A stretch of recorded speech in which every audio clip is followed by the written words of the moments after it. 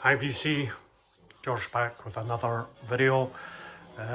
Today I'm just going to show my latest finds. 10 LPs from the last week. I've actually got more, but I'll show 10. Pretty crazy at the moment.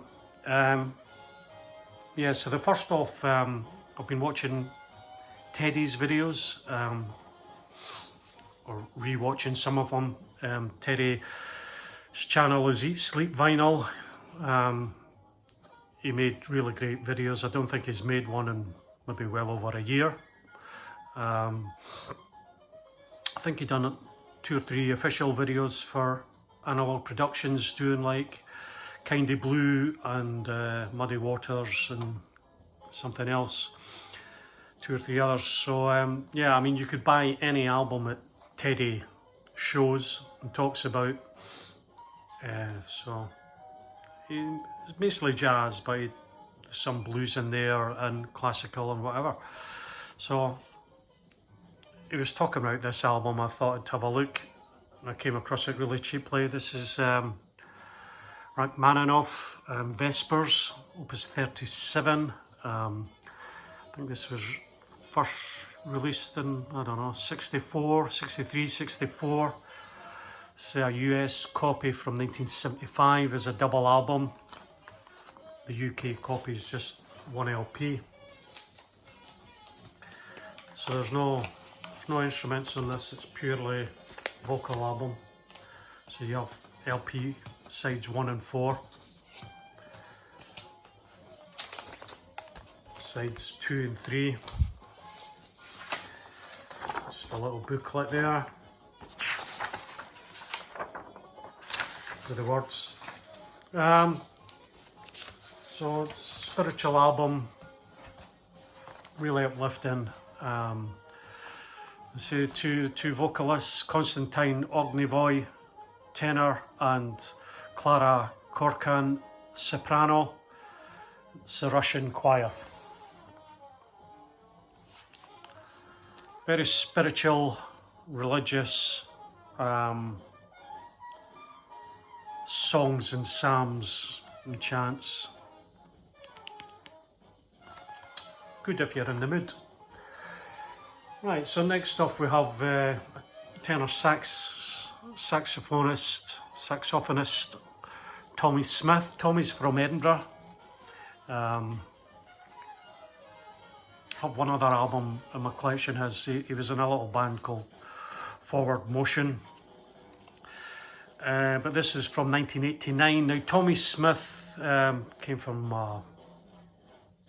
sort of one-parent family, I think, really, in a poor area in Edinburgh, and he got a scholarship to Berkeley in America, and needed the funding. I think it was a 2-year course, and Sean Connery helped out in his funding.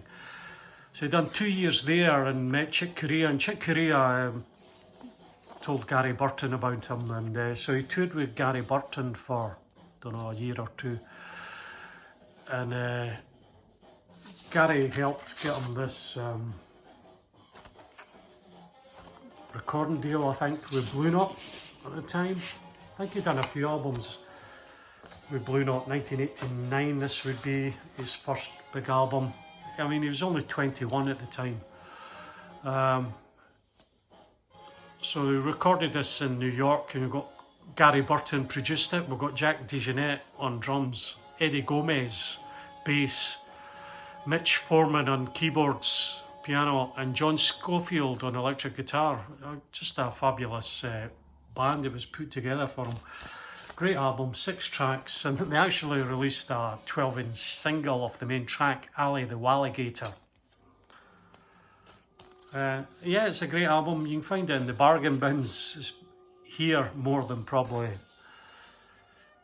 in the States, I would think. But yeah, it's a good album. I'm glad I knew of this album, but just never picked it up. I mean, he's got a lot of albums out, and Tommy's still touring away and playing. Great album. So next off, I got sent away for 4 albums at Analogue Productions. I generally You can get them here, but I generally buy them from the States, and I buy 4 at a time just to get the postage down. And I'd recently sold my Informal Jazz by Elmo Hope sextet. I had a electric recording company LP of this. I got £450 for it. I mean, it cost 300 at the time anyway, so a year and a half ago. So I was just putting funds back into my buying, and this $40, I mean, you can't go wrong with these. $40. Alright, there's postage on it, but such great value. So I was happy to give up that. The band's Elmo Hope on piano, Donald Byrd trumpet, Hank Mobley tenor sax, John Coltrane tenor sax, Paul Chambers bass, and Philly Joe Jones on drums. This was from 1956. It's on the Prestige label, so you've got 200 gram. Covers are absolute fantastic quality, as is the music. It's a lovely album, great jazz album. Happy to see this quickly back in my collection. So my third copy, Dave Brubeck, Take 5, in $40. Such a fantastic album from 1959,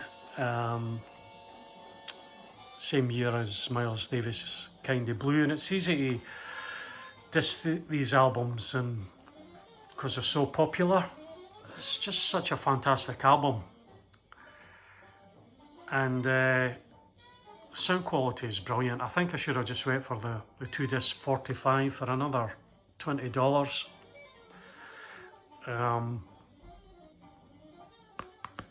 I mean, you put this on, you can't help smiling through it. It's just the sound quality is brilliant. Just puts the right smile on your face and can almost make you cry, actually. Just the playing on it and the sound. Dave Brubeck, Take 5. It's quite a big band on this, so I won't go through them all. But if there's a second jazz album you should have in your collection, Dave Brubeck's Take 5, it should be. Classic. Brilliant album, whether you like jazz or not. So another upgrade was studying Brown, Clifford Brown and Max Roach. I had a UK, quite a cheap copy of this. An Analogue Productions released this about a year and a half ago. 2 in the Verve series. I've been collecting the Impulse releases and decided at the time not to get it, just because I can't get them all. But again, this is a fantastic sounding LP, and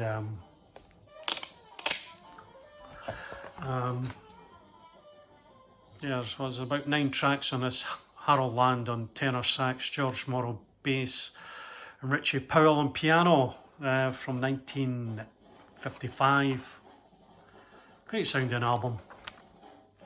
Had to fill my order up, so it was easy to pick that one.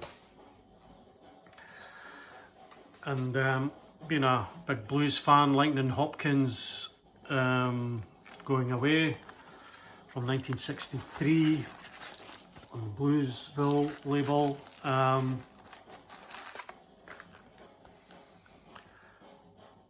Just a fantastic album, and if you like Muddy Waters folk singer or Son House, acoustic blues, this is right up there. Again, sound quality is fantastic.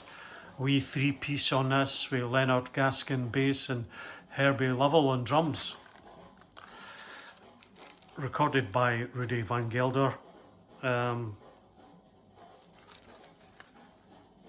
Fantastic sounding LP.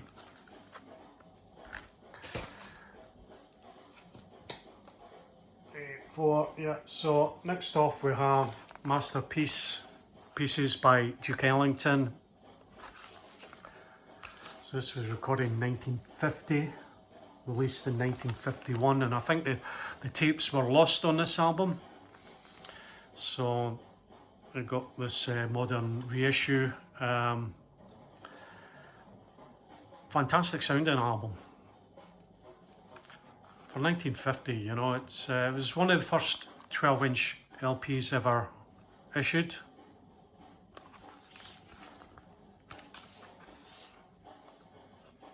And this is a great sounding LP. Yeah, a part of history, I would say. Duke Ellington, Masterpieces, fantastic sounding. And then, yeah, that was part two. No, that was that. No, that was the.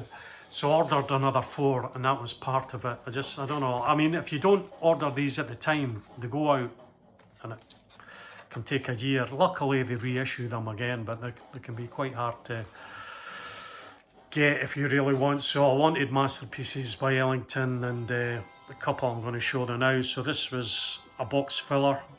So I ended up, the 2 boxes came on the same day, and I paid, I mean, I ordered them maybe 2 weeks between, so I stupidly paid a lot more in postage than I should have really. But anyway, this is bluesy Burrell, Kenny Burrell with Coleman Hopkins, featuring a new bossa nova Tres Tal Brass. And we have Tommy Flanagan piano, Major Holly bass, Eddie Locke on drums, and Ray Barretto on conga. Yep, really nice album. On the Moodsville label. Yeah, I love Kenny Burrell. Again, recorded by Rudy Van Gelder. So that's a really nice bossa nova album. And the reason the second lot was Sonny Rollins, Saxophone Colossus. This is on Prestige from 1956, I think, 57.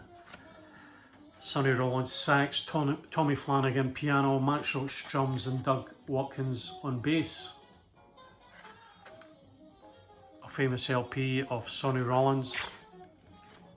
Fantastic sound, great quality, great saxophone. Yep, Sonny Rollins, one of my favourites, and a pleasure to have. And last but not least, another Sonny Rollins LP, Tenor Madness. And you've got Miles Davis band on here again, Philly Joe Jones drums, John Coltrane tenor sax, Red Garland piano, and Paul Chambers bass. Sonny Rollins on tenor sax also, from round about the same year, 56, 57. Recorded at Rudy's again on Prestige. Fantastic sound quality, great album. Okay, bit of a marathon, but have a good week, guys. Catch you around.